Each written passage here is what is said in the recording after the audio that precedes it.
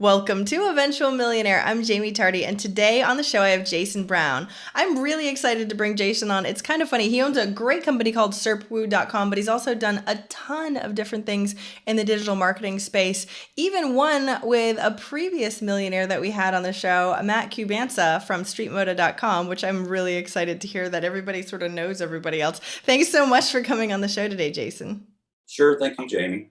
So you crushed it in affiliate marketing way back when like Facebook ads came out. Can you just tell me how you sort of fell into that and how you made it such a success for you? Sure. At the time, I was actually working with an affiliate network called Media Trust at the time, and I was an employee for them. I was about their only digital marketing employee, and I was working with them and their clients that we were agency of record for. And I had noticed that Facebook was really taking off, not only as a social platform, but within their paid advertising. So they had just released Facebook flyers, and we were really interested in participating in that. It wasn't a large platform, but I personally took interest into it, and uh, certain events had led up to where I actually got laid off from the job a few days before my birthday, Oh, and I had thought.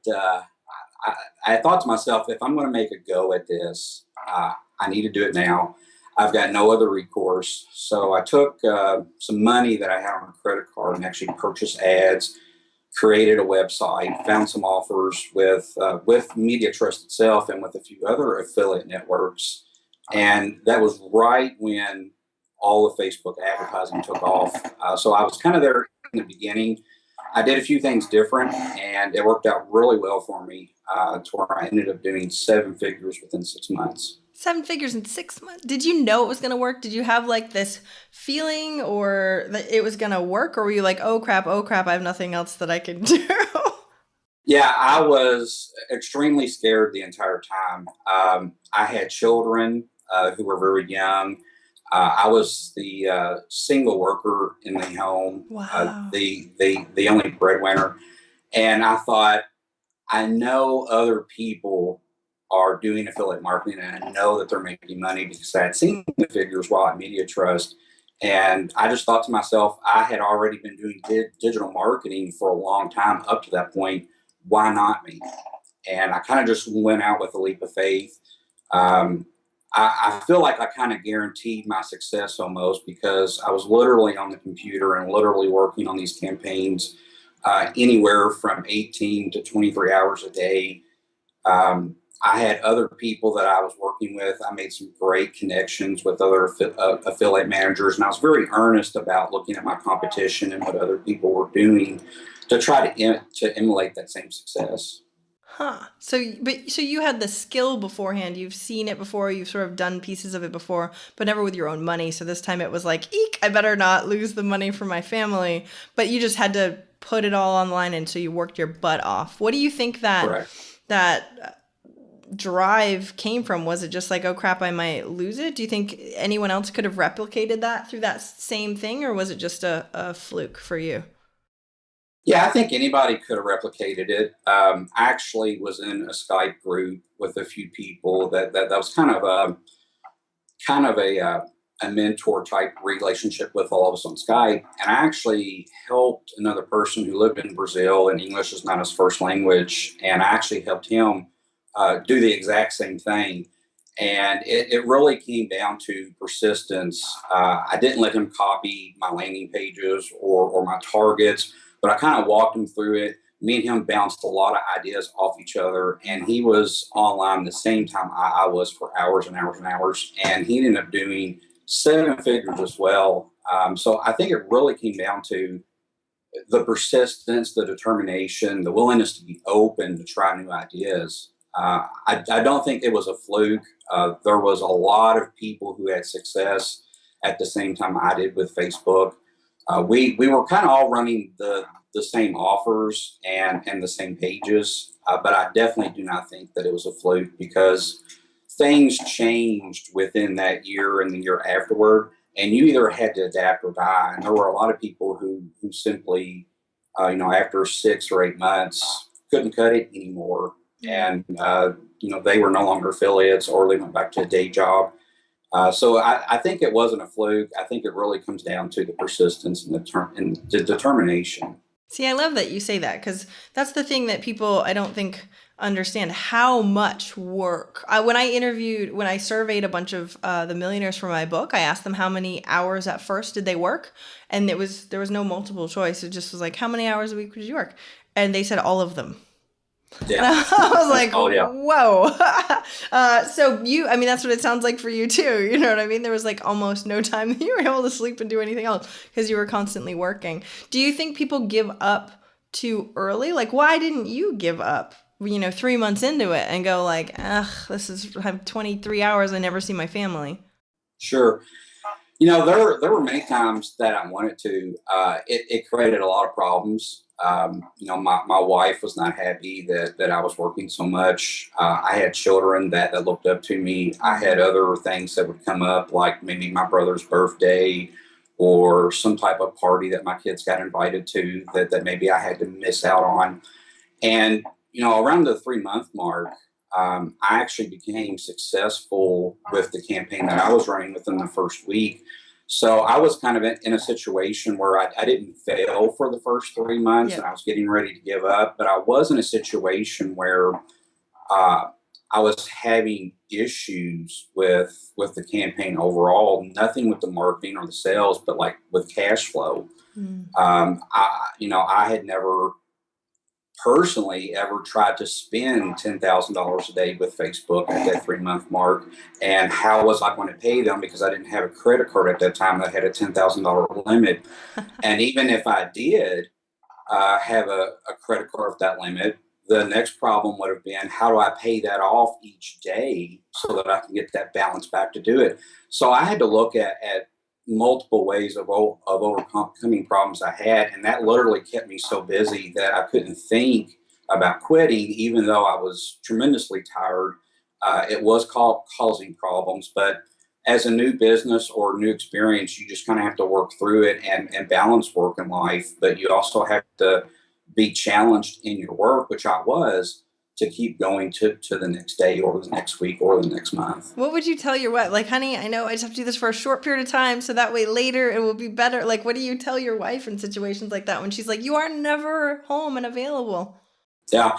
Uh, Probably the main thing that I used was I tried to use a scare tactic. I said, honey, if I'm not on this computer and I'm not watching these campaigns and I'm watching my hosting company or the affiliate network, if my offer gets capped, I could potentially lose ten or $20,000 in a day.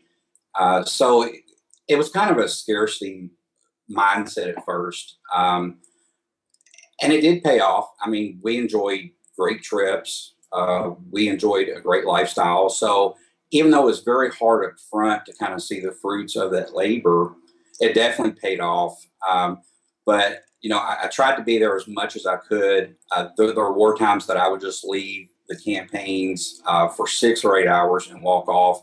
But there were also many times that I would be at a restaurant and I would take my laptop with me and be working on a campaign while everybody was eating around us. And as embarrassing as that looked, I really took it serious that at any moment my hosting company could go down. My website could get hacked. My offer could get capped on how many leads that I could send. And I would need to think on my feet to how to correct that because that could literally be the point where a winning campaign becomes a losing campaign. Yeah, and then if it loses and you don't have the cash flow, it's like, "Ah," and then yeah, then it really gets tough. Do you think Correct. there's any opportunities like that now? Like I heard about Instagram coming out with paid and all sorts of like new. I mean, you Periscope all this new stuff that's coming out. Do you think there's anything that we can do to capitalize on some of those trends, like you did with the Facebook side? Yeah, I definitely think that first movers have an advantage into any platform. Um, I didn't even know about Periscope myself until recently, and I had been following some people on Twitter who were doing Periscope, and it seemed that as soon as one of the people that I followed on Twitter that did it, I would check other Twitter feeds and just magically just kind of exploded, and everybody was doing it. Hmm. and I had to actually look to find out myself what Periscope was. But those people are definitely getting great responses back from it. Uh, they're using it to their advantage. Technically, they're not selling anything in an affiliate marketing sense there, but it's definitely helping them grow and grow their brand and expose themselves in new areas. And whenever you have that, you definitely have a first mover advantage, and people can take advantage of that, whether it's with Pinterest or with Periscope, or even Facebook ads years ago.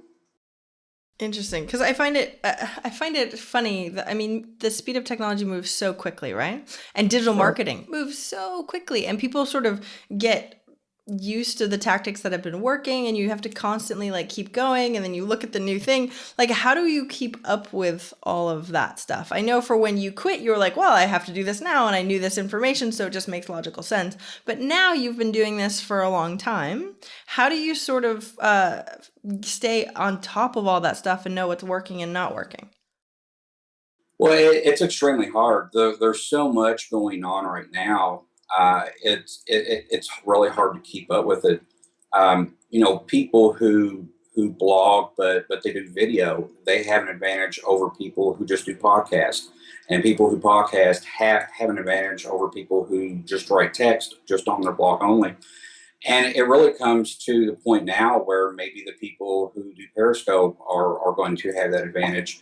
And it's really hard to keep up because I love websites like Product Hunt, and I love going on Product Hunt or Beta List and looking at new technologies that are coming out in new companies. But even viewing that, you miss new opportunities that might come your way, and it's very hard to stay on top of it. I don't think there's a great answer that I can give you for it, but if you keep your eyes open and you're willing to read and you're willing to look at sites like Product Hunt or follow people on Twitter, you're going to eventually come across the technology. And by the time you come across it, even if it's been out for a few months, you can still take advantage of it. It's kind of crazy. And then you have to learn all that whole new thing. It's Oh kind of a yeah. crazy. Yeah, it's kind of, we're on this constant ever learn, which is great for entrepreneurs, because I think most entrepreneurs are really hungry for that knowledge. When we were talking before, you were saying that it's mostly been you and like learning these skills and figuring things out and helping other people. And how have you sort of kept up on just being you and learning all the technology and everything? Because it's a lot of work to do all the business. And I'm assuming you didn't do 18 to 23 hours forever afterwards. So Yeah. how do you keep up with all of that just being you? I think at some point you have to learn to say no, and you have to learn to limit yourself. I had a developer background, so I knew HTML, CSS, and JavaScript, PHP, and Perl. And even though I do marketing now and I run a company, I still love to develop stuff. And there's many times I felt like, oh, I need to go learn Ruby, or I need to learn Python or .NET. And as much as that feeling is there that I want to do it and I want to build upon myself, I've had to learn to say no and be choosy and limit and just say the skill set that I have is good enough. If somebody tells me that Ruby is better than PHP, that's their opinion. And I can build a company or a page or a marketing campaign with the skills that I have, that can make over $1 million, and it doesn't matter what technology it's built on. And I kind of look at that as with all things. We use a certain email provider called Mandrill, and I would love to learn Aweber, or I would love to learn other marketing platforms. But at some point, you have to tell yourself what you have is good enough. You don't have to be perfect, which I think kind of goes into wanting to learn new things and explore new things. That what you have actually can be good enough, and that you can build upon that strength to get you to where you want to be. That you don't actually have to have, or use HTML5 or use Python or use a new marketing platform. And I think that's where people kind of get stuck, is they think that they have to have their fingers on all kinds of pies, when really you just need to get a fistful of what you have currently. Thank you for saying that. Everyone asks me like, Sure. "Oh, what's the newest? What? How am I supposed to do my email, the newest, greatest, latest. I'm like, just keep what's working and then focus on revenue. Like, Yeah. does Oh that yeah. bring you more revenue? How much when you switch from one email program to another? How much is that going to bring you? Because that really makes a difference. We all have so much time. So when Correct. you went through, because you have SERPWoo.com too, how many people and like how big is that? And how did you get into starting that to begin with? Well, currently we have 4,000 customers. Hmm. Um, they're not all paid customers, of course. We've got a large base of free customers and paid customers. And I kind of got involved with it because I was doing some consulting work, and I started questioning, do am I really the expert that I was 6 months ago or 12 Wow. months ago? And I had a lot of doubts because with marketing, especially with Google or with SEO, it changes so fast. I needed a tool that I could say, I definitely know what my competitors are doing. I know where they're going. I know what's working. And I can actually differentiate that my work is actually working for a client compared to maybe an algorithm update that pushed everybody up or pushed everybody down. And I just kind of rode that wave. So I actually built SERPWoo by myself at first to kind of solve an itch to say, what are other people doing that's working? Where are my competitors going? And how can I emulate their success? And we're identified a lot with rank trackers. So when somebody puts in a keyword, they can track their rank across Google or Bing for a particular keyword. And the problem with that was just tracking my domain. And what I really wanted to see was, what are my competitors doing? And more importantly, if I'm competing, say in a keyword that happens to be nursing degrees, and I want to be number one for nursing degrees, I really want to know who my competitors are. And my competitors might not really be the person who's first or second in Google. My competitor is actually somebody who may be seventh right now, but they were fourth last month and they're going to be third next month. Hmm. And they have a history of over 6 months of being on the first page.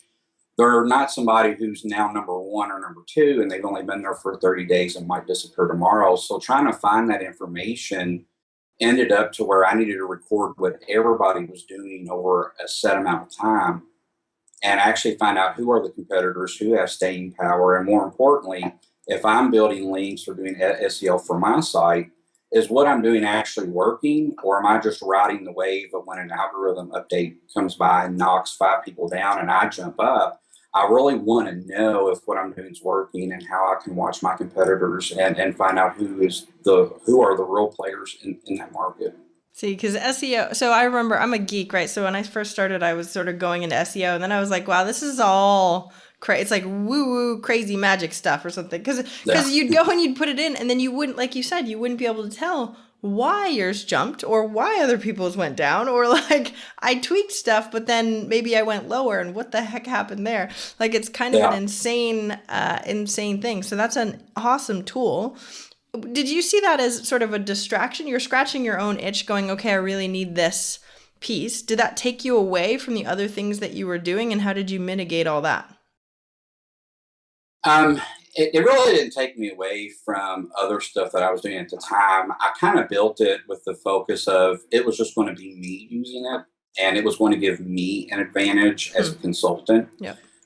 something that other consultants didn't have and that I could understand better. So when I built it, I kind of took my own spare time to build it. So it was like the weekends or at night.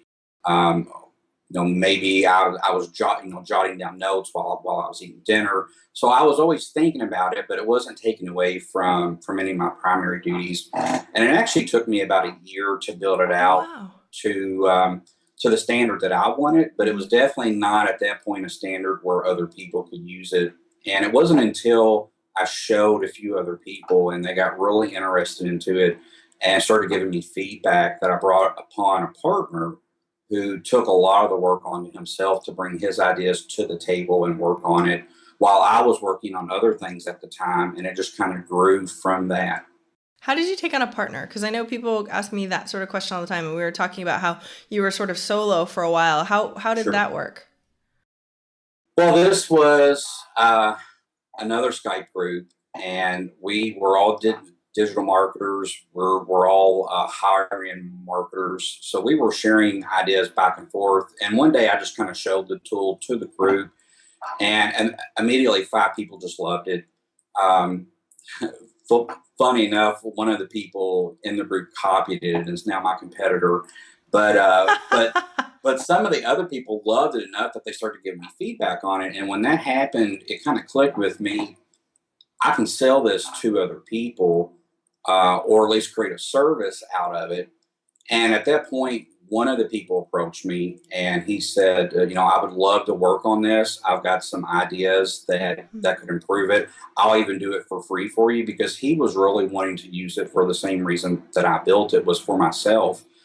And I said, that's great. I'll give you access to the code and I'll see what you can do. Here are some problems I have right now. And he worked on it and just kind of amazed me, actually. And he brought a lot of ideas to the table that I hadn't even thought of. And at that point, I said, let's be partners with it 50-50. Oh, wow. After you spent a year building Yeah. the main concept and you said 50-50. Yeah. Wow, he must have Yeah. loved you.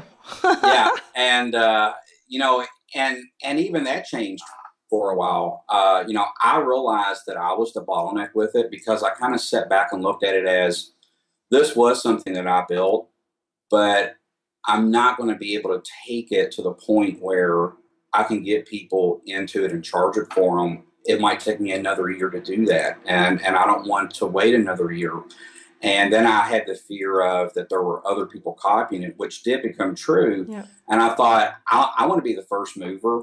I don't mind to give up half of it, because I'd rather give up half of something that's valuable and ends up making me money, than to own 100% of something that maybe never does anything for me. So I took that leap, and it's been great. I've got a great partner. It definitely, SERPWoo wouldn't be where it's at today without him. But it is very hard to kind of give that up. But it's definitely a learning lesson, and something that pushes you to your next skill set as an entrepreneur. That's so awesome to hear. Why didn't you make it 51%? And did you think that maybe he wouldn't, because he really wanted to be one of the co-owners of the company? Sure. Yeah, I debated that, doing 51 and 49. And actually, at one point, he was doing so much work with it daily that I actually said, I think it's unfair that you're actually doing more work on it than me. Hmm. And I felt guilty. And I actually gave him 75% of the company at that point, because I was actually going to work on a few other projects. Mm-hmm. And after a few months, we settled back down on 50-50. So, I thought That's about it. so cool. Yeah, I thought about it, and doing 51-49, having control of the company wasn't my main goal. Yep. Building something that was valuable and letting other people use it and being a part of it was my goal.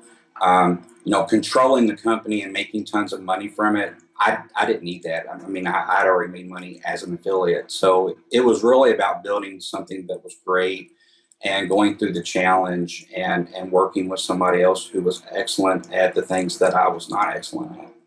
So you mentioned Skype groups twice. And so I have to ask you, how do you get in these Skype groups? Who are they? Who are in them? What do you do? How do you get, because it sounded like they were pivotal for what you've done in your life. Yeah. I get invited to a lot of them. There's a core group of people who are internet marketers, and we kind of all know each other. And one of us will have an idea that says, hey, let's have a Skype group that's all about software as a service businesses. Yeah. Or let's have a Skype group that's all about affiliate marketers or PPC or SEO, or just one called Daily Hustle, where we all motivate each other. And Oh, that's so awesome. yeah. And what happens is usually these Skype groups die out after about a year or so. So they're definitely great to get in and to network with other people. And then that kind of lends itself to being invited into other groups, because those people are in other groups themselves. Yep. Well, it's funny because I'm on Skype right now, and I'm in 3 groups also. And how do you deal with the distraction though? Because man, it freaking pops up all the time. And I'm like, one has 1,600 things that I haven't clicked on in a really long time. How do you deal with working and trying to deal with that at the same time? At some point, and it's not just Skype. It's everything. When Yeah. you're running a business, you get these distractions, and with Skype specifically, a lot of the times I'm turning the notifications off, and maybe I have the notification alert me like if my name gets typed or my Skype handle gets typed, or maybe the name SERPWoo gets typed, and then I'll go and look at that Skype chat. But I also have a second technique where I'm only looking at Skype and reading messages in groups. On Mondays from 8 to 9, or maybe on Thursdays from 6 to 7 in the morning. So I do block off time to where I allow those distractions so that I can talk to other people and keep up with it. But I'm also trying to keep those distractions away with the notifications, just like you. I mean, I've got a group that's got about 480 messages right now that I haven't looked at, and probably still won't. Um, but I think with all distractions, you have to do your day to where you don't allow those to interrupt you, and then plan time to go back and go through your emails or go through your Skypes or go back through your voicemails, or even time just to read blogs or forums. And you just cut that time out, and you don't do that unless it's between that time or unless you have a need for it. So you said you do it at certain times of the day. Do you really do that? Because I know a lot of people. I work with what I call a master schedule, though mine's a little bit flexible because things are Sure. especially with kids. It gets a little crazy. Do you normally go, okay, every Thursday 6 to 7 in the morning I wake up and I'm like, okay, Skype it is. Like, how rigid is your schedule and what does it look like? Yeah, that's been a huge problem. When I started doing that, I thought I've got to be a robot. It's cut and dry, 6 to 8 only on this particular day. And whenever that didn't happen, I actually felt bad. I thought, Yeah. well, I'm not on the schedule that somebody else had recommended or I had read in a book to do. And then I realized we're all human. We're all going to miss times because maybe you had to be at a birthday party at that time or you were sick. uh, we're going to miss these things. They're, especially something like reading Skype isn't something that's needed. So if I did miss it, it's not a huge deal. But I'm human, and I realize that I'm not always going to be rigid or a robot on all these schedules. So there definitely are times in the day where I've planned the whole day out, hour by hour, week by week, and things just don't happen the way that you plan it. And I've learned that again, I don't have to be perfect. If I'm doing at least 80% of it or 85% of it, that's good enough. And what is important, though, are always going to be the first things I do in the morning. So if the rest of my day after those important things, I miss something, it's not a huge deal. So you do because I mean we've read 1,000 productivity books and all that stuff. And they're like, do the hardest thing first, eat that frog. Yeah, You do that. Tell me about like how you figure out which one's the hardest thing and when that happens. Like, give me your system. sure. Well, I look at mainly what's going to create revenue for me or future revenue, and that's always the most important thing. So that and there's different ways to justify that. Like taking on an interview or writing a blog article that gets my company more exposure. And I always do the revenue generating things first. What comes second would be any hard deadlines that I know I can't miss. Like maybe I have a doctor's appointment or an eye vision appointment at a certain time or day, or I have to catch a flight. Those are things that I generally don't modify. And then I also look at activities that are going to help me get to my goals in life. So if I've got a goal for 5 years from now to travel the world and be in every country, I've got a map that lays out, what I'm going to do that year to help me achieve that goal. And then that year is broken down by month and by week and by day. And I'm trying to take an action, maybe 2 or 3 actions a day, if possible, to kind of get me to that goal so that after 365 days, I've taken all these steps to actually get there. So I definitely look at revenue first. I look at things that cannot be modified, like flight times or other schedules. And then I'm looking at my goals and how to achieve my goals. But I'm definitely doing things like Pomodoro, where I'm taking a task in 25-minute chunks. I'm doing things like getting things done, or the 80/20 concept, where 20% of my work is going to be 80% of my income. And what are those activities? And I'm definitely time boxing so that if I'm doing a Pomodoro for 25 minutes on an activity, I don't have to get that activity perfect, and I don't have to get that activity done with a certain end goal. But I time box it to where what I got done in that 25 minutes is probably going to be good enough. And if I know that it's not going to be a 25-minute task, like say this interview, it definitely can be a 50-minute task. Um, so I'm doing a lot of things like that, and I'm definitely reviewing what I'm doing every week on Sunday night to see what I've missed and what I can improve on. And I'm definitely trying to build habits too. And one of the habits that I've got right now is to wake up at 6 in the morning, which has proved very difficult. And the reason why I want to wake up at 6 is because I want to eat my frog, of course, and I want to get the hardest thing out of the way at 6. So now I'm getting up about 7:30 or 8 o'clock. I'm still eating my frog and getting my hardest task done, but it's definitely trying to improve. And those are all the things that I do to try to get me to my goals or get me through my day. See, I love hearing that you're like, and I'm still not perfect in this right now. Because when we hear you go like, and then I do Pomodoros and I do this and I do this, everyone's like, oh, Yeah. wow, you do it all. Good job. But Yeah. I don't. So, but being able to hear you go, okay, I'm still working on this one is really, really huge. Because what it sounds like you're saying is that consistency factor, like that is a huge component of what adds up over time. Yeah, yeah, it is. Willpower is a muscle. Goal setting is a muscle, and you've got to actively work on it. And it's okay to fail. I mean, even at one time, I was kind of doing what they call the Jerry Seinfeld method, which is don't break the chain, where you're writing an X and following what you're doing each day. And I would look at my week, and there would be 2 or 3 days that I didn't have an X, and I would just beat myself up mentally over it. And then I finally realized, listen, it doesn't have to be perfect.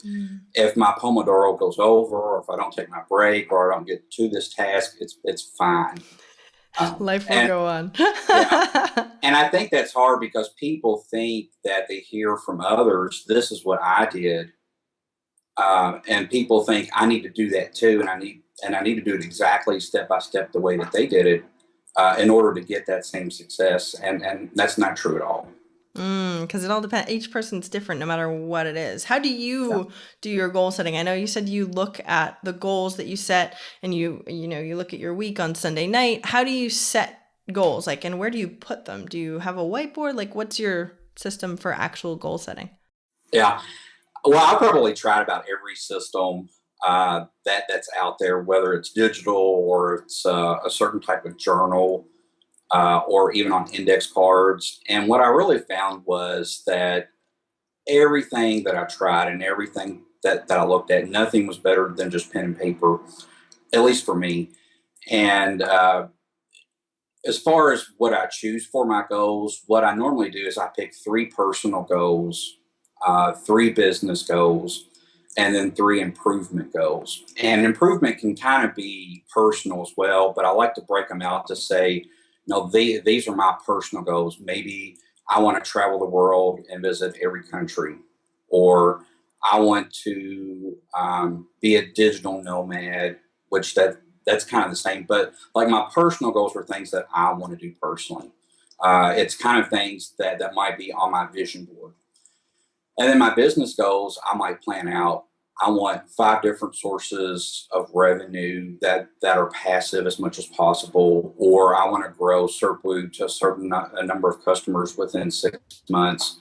All my goals are going to have a specific action or a clear direction, plus a time component to it, so that it's just not a goal that's just open ended.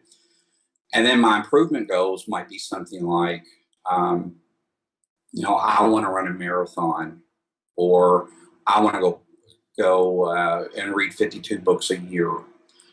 Maybe I want to go back to college and earn my master's. So those are all improvement goals, and I do 3 in each. And what I'm trying to do is I know that maybe I might not do all 3 in each 3 areas, but if I can at least do 2 or get 80% or 90% of the way there, I'm definitely better than where I was last year or even last month. And I'm just writing it down on paper, and I'm keeping a journal that says, this is what I did today for this goal. Here's what's planned for it. And then I'm going to review it on Sunday to say, did I do what I expected of myself and these goals? And if I didn't, what can I do to make that up in this next coming up week? Ah, so you actually, so it's not just about like putting it up on a vision board or whatever and being like, yes, eventually, but you're writing it down. Like, what did I do this week that really made a difference towards that one Yeah. specific goal?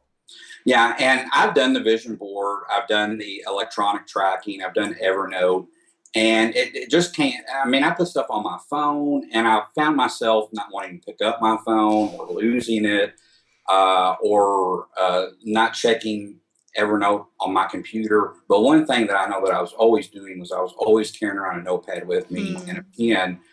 And, I started that because I was just writing down ideas. And it ended up being, I've always got a pen with me. I've always got a notebook. So why not just do the journaling on the paper? Nice. Now, do you keep it? Because I have like a bazillion journals too, right? Like, you can, Yeah. I just like journals. I think they're like the coolest thing ever. Yeah. But would I have look, this one even says goals on it. This is from like 2012, I think, right? Yeah. And so what's funny is like, I look at, yeah, 2012. Wow. I've been doing this for a long time. But then I'll go and I'll write in half of it, and then the last half will be empty. Do you know Oh, what I yeah. mean? Like, do Yeah. you have one specific goal setting journal and then you just keep writing in one journal, or how does that work for you? Yeah, just like you, I've got a lot of notepads like that from prior times. Moleskins and just legal pads and stuff. And I have decided that I'm going to keep one for a whole year and write in it. So I do have one for 2015, but all the prior ones I've got like three or four that I did last year that are halfway filled in. Hmm. And then maybe one of my kids got a hold of it and started coloring in it. And I've got some that That are in happens to me boxes. too. Yeah, and I've got some that are just in boxes that I'll find randomly when cleaning, and I'll open it up, and it's from 2009, and it's just some weird goal or dream that I had that I'm glad I gave up on. But yeah, I've got one for this year that I'm trying to dedicate, that I'm going to do it every day. And that's actually one of my goals each day that I keep track of, is to write and keep track of it. But yeah, I do have one. I started doing that this year too because I just would have a bunch of random ones and then I couldn't remember. It Yeah, was always fun going back to them, but I was like, oh wait. So mine's by my bed, which so that's why yeah, it's not here. And I do the exact same thing. It's so neat to hear that you do the same thing too. I yeah. know we have to start wrapping up, so I'm going to ask you, Sure. what's the one thing listeners can do this week to help move them forward towards their goal of 1 million? I think that what would help listeners a lot is they've actually got to visualize what they want and where they want to be when they become a millionaire. Being a millionaire might meet your expectations, and it might not. But the one thing that's going to happen is if you don't set where your expectations are, you're definitely going to miss the goal. So if you visualize where you want to be when you're a millionaire, you need to write that down and focus on that goal, and then work backwards to say, I think this goal is going to take me a year. I think this goal might take me 2 years. I think anything past a year is too long. But maybe your first year goal is you want to have $500,000.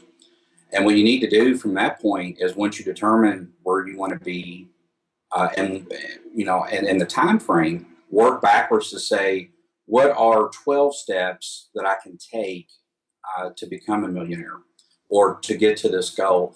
And you don't have to spend a lot of time researching this. There's a lot of people that get mixed up to say, well, I think I know what the 12 steps are, but I don't know if they're correct. I don't know if this is really going to make me a millionaire. You don't really need to know that. You just need to map out in your head what you think would be 12 steps to become a millionaire. And they need to be rather large steps. And then you need to break each one of those steps down into 4 steps that equal one of those 12 steps. And what that's looking like now is, if it's going to take a year to be a millionaire, the 12 steps are 12 months. And then the 4 steps within that month are 4 weeks. And then you're going to look at, well, here's your weekly step. What are 7 steps to get you to your weekly? And that's your daily steps. And you might have it all wrong. Maybe you do all these steps for 30 steps, and now you're at 1 month, and you reflect on it and say, well, this really isn't getting me to my direction. Well, that's when you can pivot and recreate your map. But at least you're moving forward. You're not being stagnant. You're not being paralyzed with information overload, and you're actually taking steps forward. It's okay to fail. You probably will fail a few times, but the great gift that you have is that you can pivot and recreate that map to get you to your destination. And if someone doesn't have that clarity, they won't take any steps forward and therefore will Right. sit there. Okay, I love that. Thank you so much. And it just makes perfect sense and aligned with what you just talked about before, and that we really do need to have, the next step and the next step. And that's exactly what you live. So I thank you so much, Jason. Where can we find more information about you and your company online? Well, the best place to go is to SERPWoo.com. We have a blog there. Of course, it's mostly about marketing and about SERPWoo itself. You can follow us on Twitter, which is just at SERPWoo. Those will probably be the two best places that you can either reach me or learn more information, either about marketing or about lifestyle or any other questions that you have that you can send to me personally there. Oh, good. So we'll definitely get to you. And we will definitely link up to that, because I know it's SERPWOO, just so everybody knows. Yeah. Thank you so much for coming on the show today, Jason. I really appreciate it. Sure. Thank you, Jaime. I hope you enjoyed that interview. I want some engagement from you. Talk to me. Tell me what you got out of that interview. I want to know exactly what actions you're going to be taking, what mind-blowing information you received. Tell us. So go to facebook.com/eventualmillionaire. Of course, like the page while you're there, and send us a quick note. I want to know what you actually got out of it. So that way, when I ask questions, I'll be asking the stuff that you want to know. So again, go to facebook.com/eventualmillionaire and sign on in there so I can write back to you. I hope you have an awesome, awesome day. Take care.